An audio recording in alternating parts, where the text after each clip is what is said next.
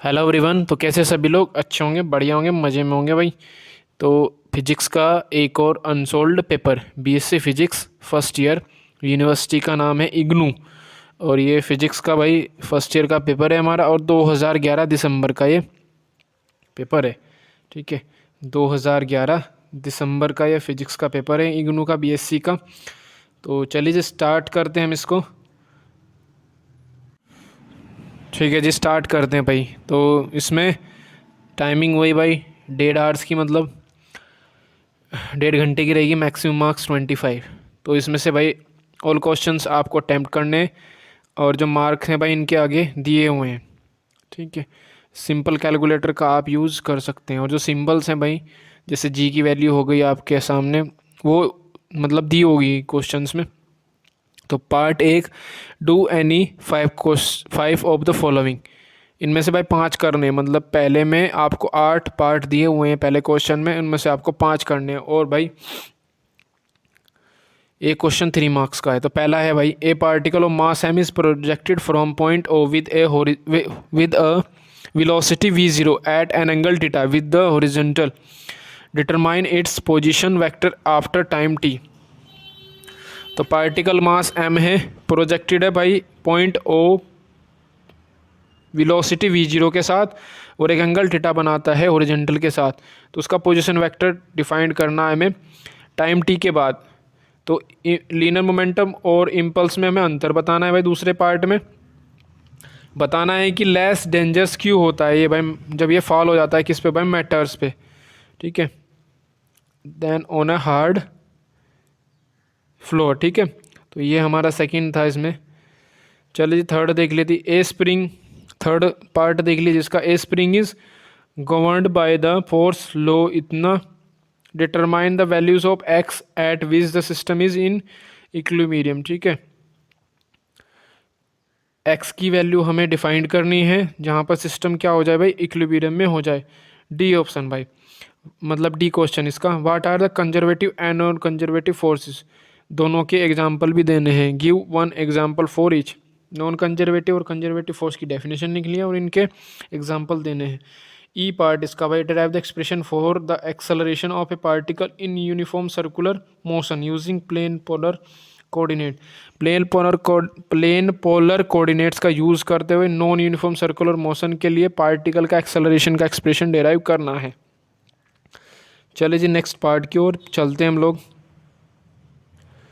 F, what physical quantities are conserve for the motion of planet around the sun, explain. ठीक है भाई, physical quantities are conserved हो जाती है motion के लिए जब प्लेनेट हमारा सन के अराउंड क्या कर रहा है, घूम रहा होता है। तो एक्सप्लेन करना उस चीज़ को। जी, an object is rotated on a horizontal centrifuge of radius 10 metre. Radius दे दी भाई, स्पीड डिफाइंड करनी है। Centripetal acceleration is 4g। What is the time period of motion, time period भी बताना है आपको और स्पीड बतानी है।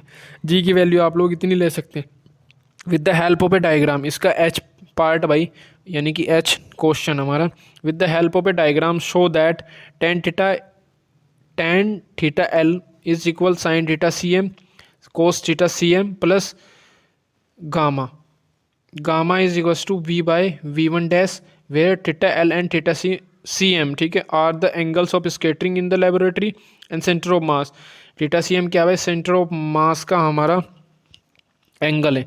Frame of reference, v is the velocity of the center of mass and v1 dash is the velocity of incident particle in the center of mass frame after collision। v velocity center of mass की दे रखी है और v1 dash velocity किसकी, incident particle की, किसमें भाई, centre of mass frame of reference में after collision के बाद की। ठीक है भाई, ठीक है। तो tan theta is equals to, हमें ये प्रूफ करना है भाई इसमें। ठीक है, तो ये हमारा फर्स्ट था भाई।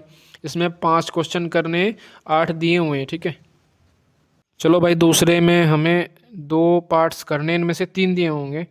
ठीक है, तो दूसरा क्वेश्चन हमारा 5 मार्क्स का है भाई। इनमें से मतलब एक question, a roller coaster has a vertical circular section of radius 10 metre.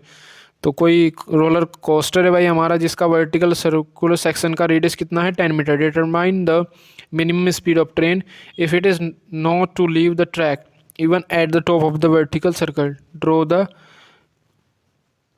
Appropriate force diagram, ठीक है भाई, एप्रोप्रिएट डायग्राम, फोर्स डायग्राम भी आपको ड्रॉ करना है। 3 particles of equal mass m are placed at the corners of an equilateral triangle of side L. तो particle से हमारे भाई 3 पार्टिकल से जिनका मास इक्वल है भाई m के बराबर है, प्लेस्ड है भाई किसके भाई, इक्विलैटरल ट्राइंगल जिसकी साइड l है, उसके कॉर्नर पर ये भाई रखे हुए हैं। Determine the centre of mass of the system, हमें सेंटर ऑफ मास निकालना है सिस्टम का। Calculate the work done on the separate them to infinite distance from each other, ठीक है, वर्क डन भी निकालना है हमें इसमें। चलिए जी सी ऑप्शन देख लेते हैं भाई इसका। इसमें से भाई मैंने बताया था आप लोगों को बार बार कि कोई भी क्वेश्चन नहीं हो रहा है आपके मतलब समझ में कुछ भी नहीं आ रहा है भाई, क्या मैं बता रहा हूँ क्या आप सुन रहे हो वो भी समझ में नहीं आ रहा, तो उसके लिए भी कमेंट करो भाई, कमेंट करोगे तभी कुछ पता लग पाएगा मुझे। If the period of rotation of the earth decrease by 1 new S in 1 year, ठीक है, रोटेशन अर्थ का डिक्रीज हो जाए बाई 1 न्यू एस 1 साल में। Determine the change in its rotational energy in a day, तो हमें जो रोटेशनल एनर्जी इसकी चेंज होगी एक दिन में उसको निकालना है भाई। Take the mass of the earth इतना और रेडियस इतनी होती है भाई, ठीक है। तो ये था पेपर भाई, इसमें सेकंड क्वेश्चन में 3 पार्ट थे, आपको 2 करने हैं और एक क्वेश्चन भाई 5 नंबर का है।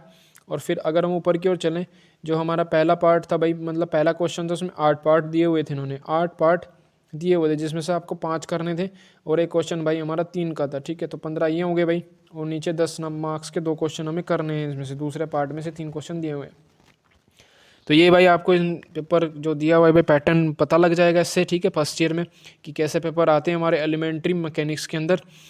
और भाई आप लोग इसके लिए भाई कमेंट करो अगर आपको कोई सॉल्यूशन नहीं मिल रहा है, ठीक है। मिलते हैं भाई नेक्स्ट वीडियो में।